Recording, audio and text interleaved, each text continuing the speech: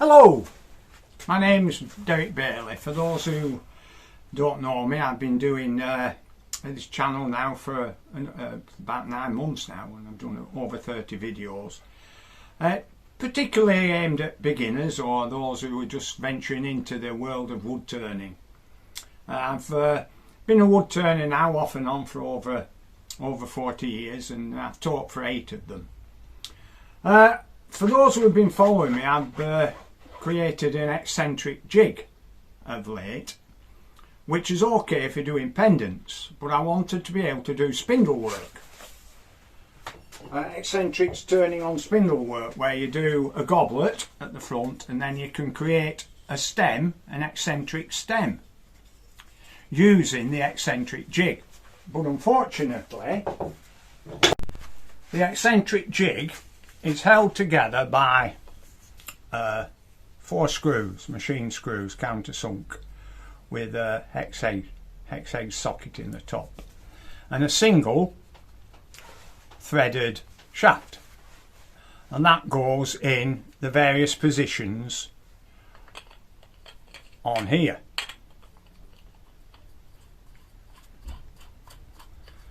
Right, so I can put this in the jaws of the chuck on the lathe, and I can reposition this so I get eccentric turning.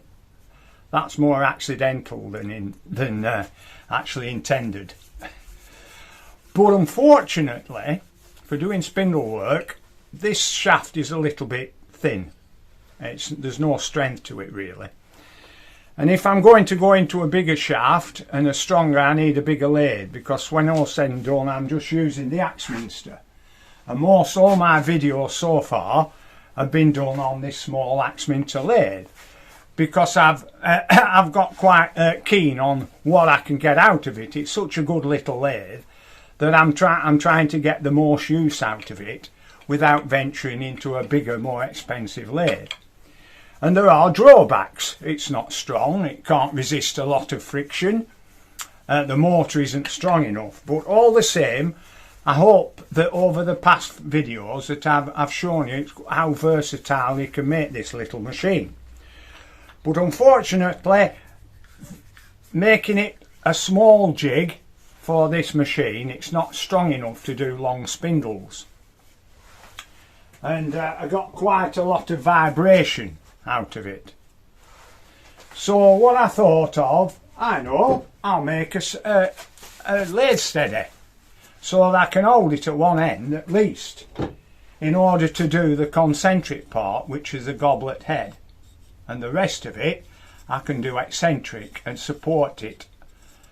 Do this first, and then supporting it, hollowing out, etc., using the steady rest. Lathe steady. And here it is. But unfortunately this week, I'm a bit behind schedule, because things have, you get these weeks where things go wrong, one thing after another. The first thing was, where have I put it? Oh, yeah.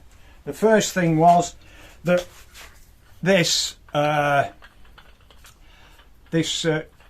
eccentric chuck, things kept coming out, and this timber is very dense, and I've used it for, and I thought, oh great, it's dense, close grained, it should be ideal for putting threaded inserts in. Obviously you can't use a wooden thread, so you have to put metal inserts in. And I thought, great, nice and dense, it should hold it. But I don't know what timber it is, and even though it's hard and even though it's dense, it crumbles.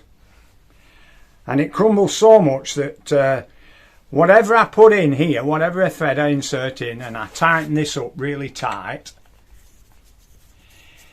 it just wouldn't tighten up properly until eventually it unscrewed itself and removed the threaded insert from the wood.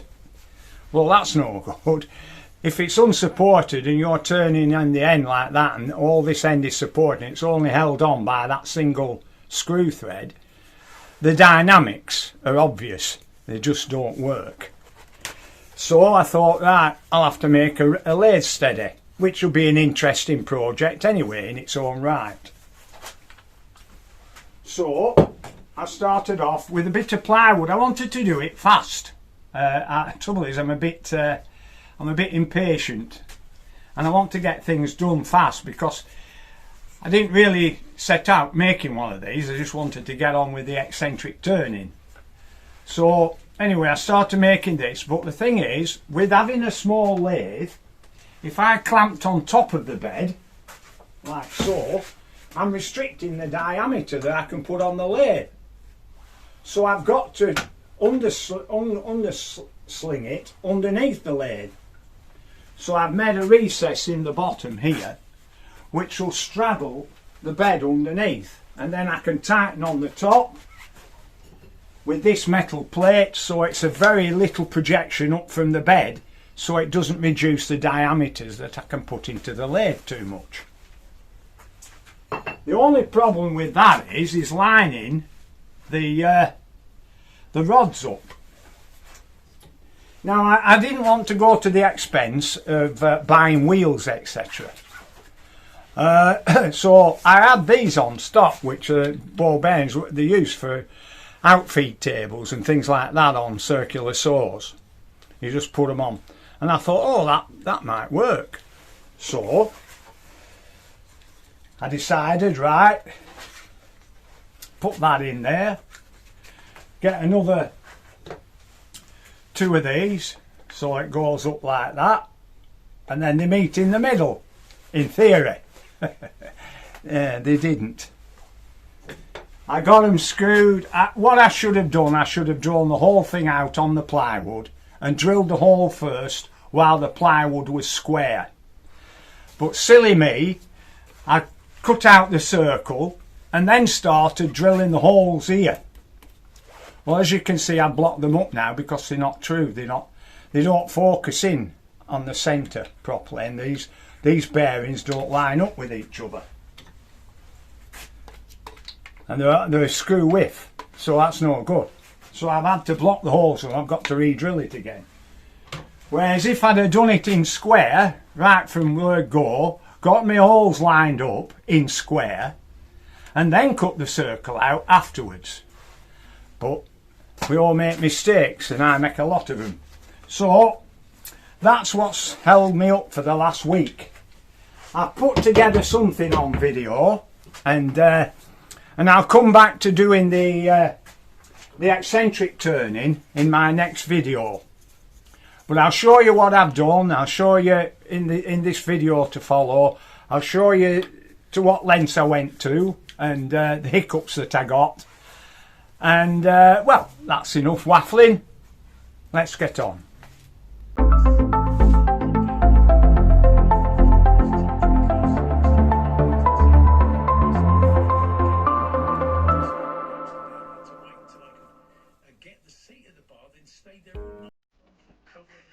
As I mentioned in the intro, the wood I used for the base of the Eccentric Chuck, although dense and hard, crumbled, and I've had to replace the holes for the indexing with arrowdite and re-tap the arrowdite to create a thread so that the indexing chuck can be used.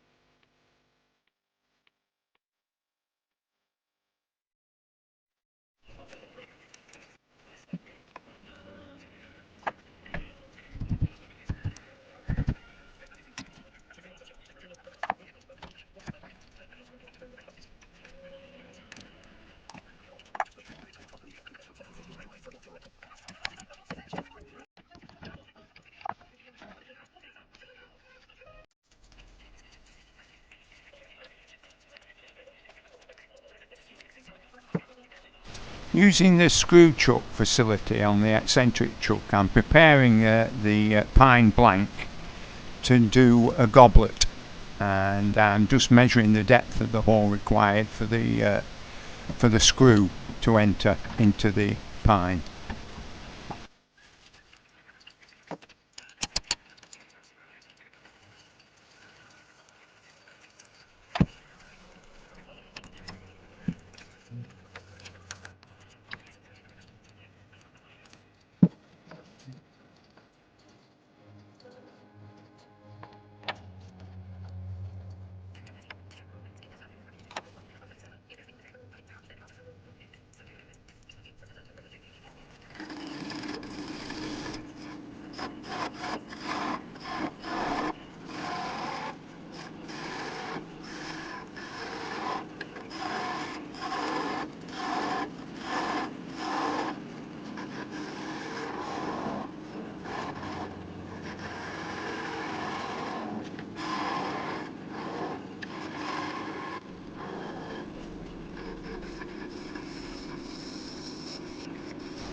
I'm just practicing my screw chisel technique here, trying to get a concave surface and a convex surface. I ended up finishing off with the spindle gouge.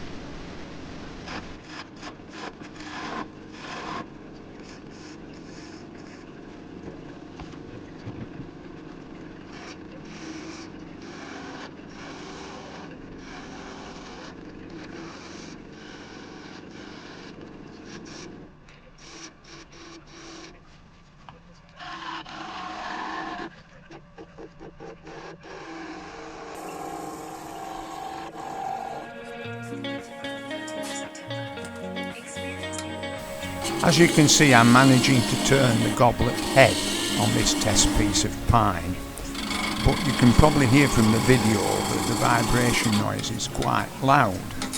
And as I tried to bore into it, I was more concentrating on the noise, and I didn't put my tool in the right position, which skidded across.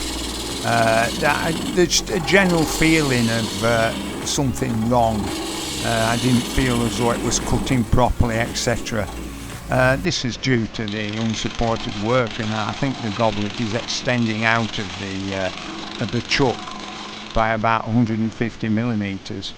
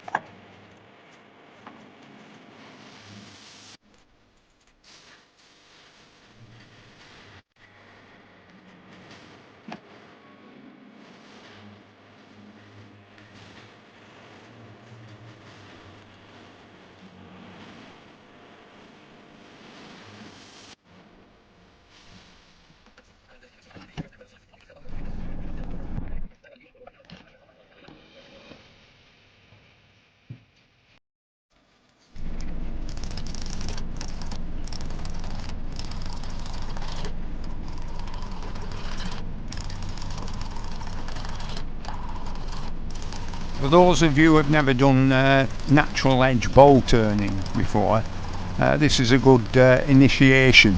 You have to look at ghost images as the wood revolves. I can't put it up to the fastest speed of the lathe, unfortunately, so I have to be very careful about how fast I move the tool into the wood.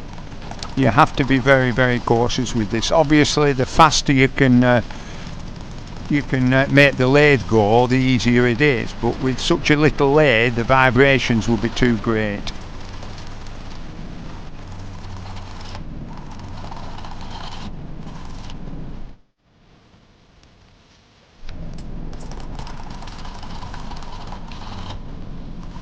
I'm beginning to feel there's something wrong. The wood isn't responding to the cutting action of the chisel, and it'll become apparent later on in a few minutes as I stop the lathe and have a look.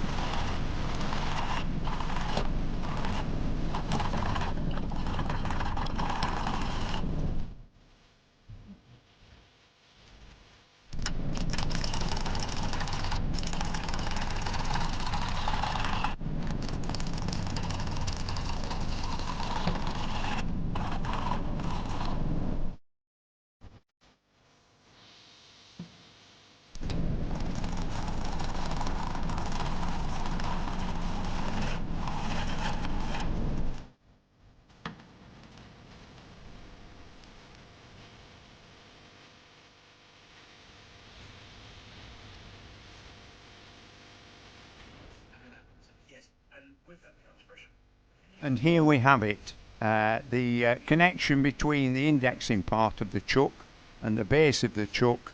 There is too much play, and this can be down to the poor contact I have with the inserted nuts in the wood that I keep going on about isn't really up to holding on to the insert nuts.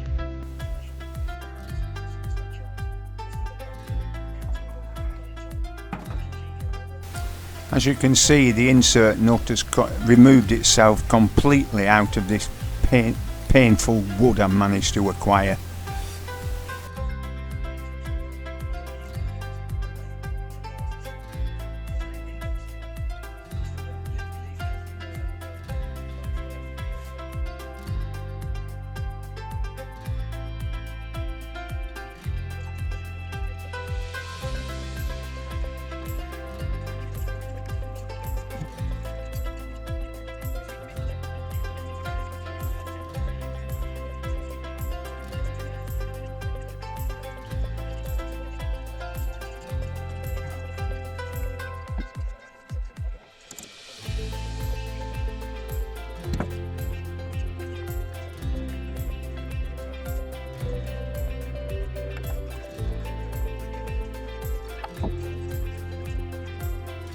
Instead of using one screw, I've drilled some more holes in the end cap and used 4 screws to hold the wood and the central screw as normal.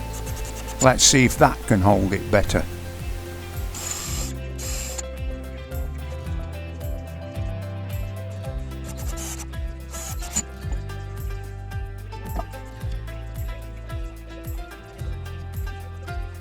I've further enhanced the end cap by putting 2 extra holes in to give 4 hole location, so I can put 4 screws into the end cap, hopefully making it more secure.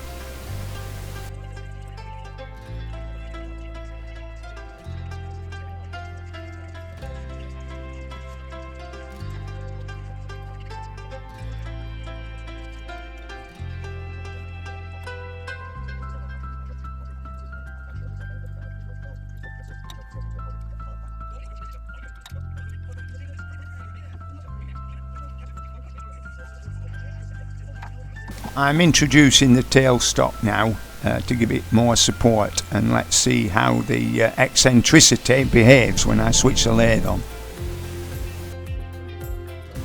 Well, that seems okay, the lathe can cope with it quite well. I'll bring it back to the central position now and do the end of the goblet as I did before in the pine test piece.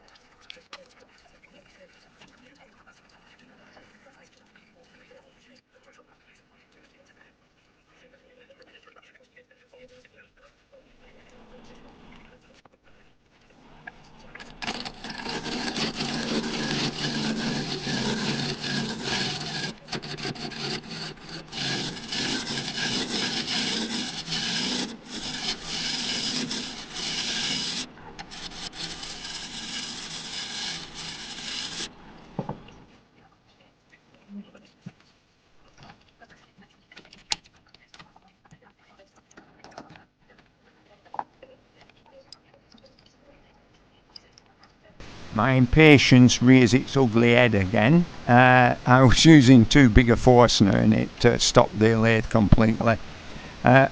Habits of working on a bigger lathe don't sometimes carry over too well onto a much smaller lathe, so it's back to using smallest Forstners up to the size that I want.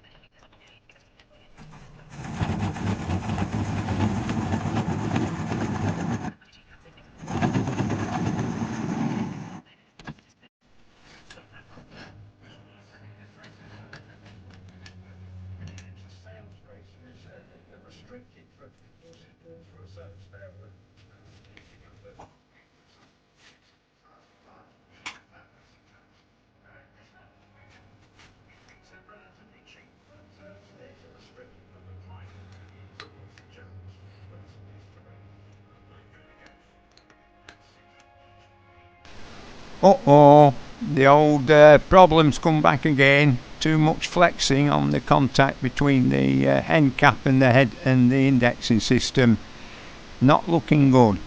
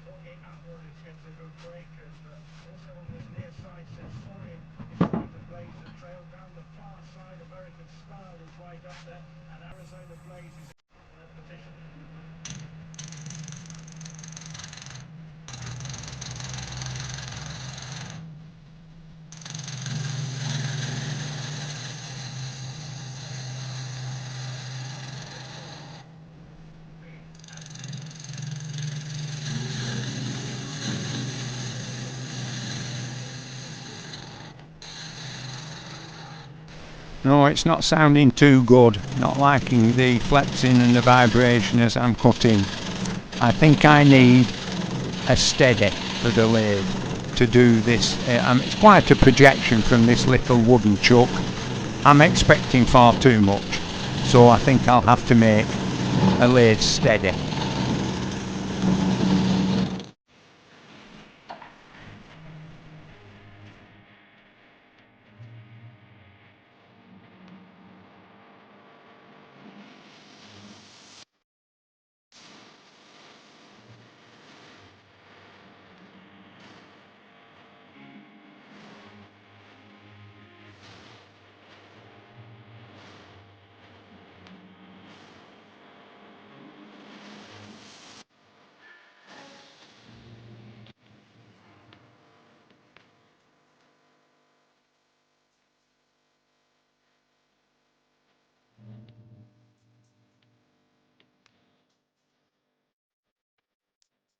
For something like this, it probably took a bit.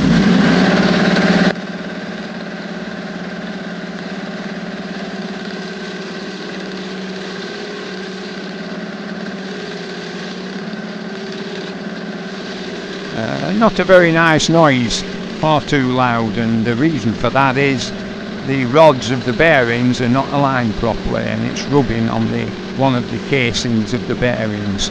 That's why the noise is so loud. I think I'm going to have to do some more modifications and corrections.